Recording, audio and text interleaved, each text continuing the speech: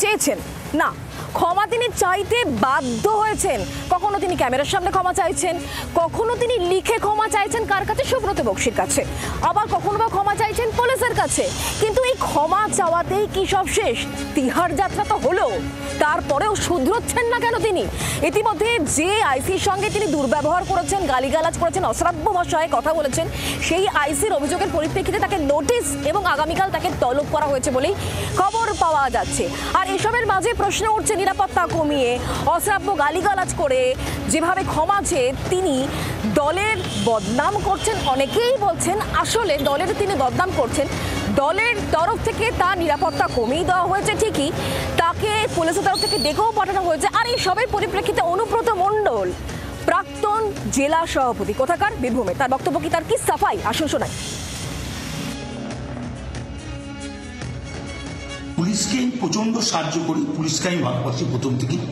Police বিপদে পড়লে পুলিশের পাশে আমি দাঁড়াই। পুলিশকে গাল দেওয়ার কথা আমি কোনদিন ভাবতেই পারি না। পুলিশকে গাল করে যদি দেয় আমি তাকে অপমান করি। আমি ওষুধ ফষুধ ডাকতে খাই তো অনেক ঘুমায়, আর আমি এখন 10টার সময় ঘুমিয়ে যাই।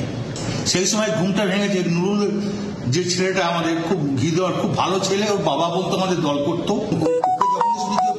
মেরে পা হাত ভেঙে দিয়েছে। আমার মনটা খুব খারাপ। আমিও বলেছি, চাঁদও ফোন করে বলেছে যে আমি তাড়াতাড়ি জানকে অন্তত ছেলেটাকে আজ হসপিটালাইজ করবো। তো উনি আমাকে একটা অন্য ধরনের কথা বলেছে, সেটা আমি আর বলতে রাজি নই। তখন আমি নিজের রাগ সামালতে পারিনি, এটা স্বাভাবিক আমি বলেছি। আমার মুখ থেকে এই কথাটা বেরোনো উচিত নয়, তার জন্য আমি দুঃখিত এবং ক্ষমা প্রার্থী। অনুব্রত মণ্ডলের বক্তব্য শুনলেন। আসল শোনাই এবার তৃণমূল কংগ্রেসের তরফ থেকে কুণাল ঘোষ, তিনি কি বলছেন শুনুন।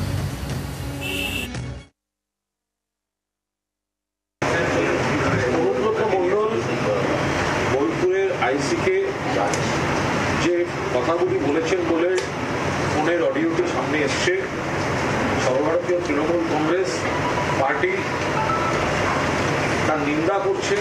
যে কথাগুলি তিনি বলেছেন অত্যন্ত আপত্তিকর। পার্টি অনুমোদন তো করেই না, পার্টি নিন্দা করছে। আর এই বিতর্কের মধ্যে রাজ্যের মন্ত্রী ফেরহাদ হাকিম তিনি কি বলছেন, পাশাপাশি শোনাবো রাজ্যের বিরোধী দলনেতা শুভেন্দু অধিকারী, তার বক্তব্যই বাকি। পরপর দুটো বক্তব্য শোনাই আসুন।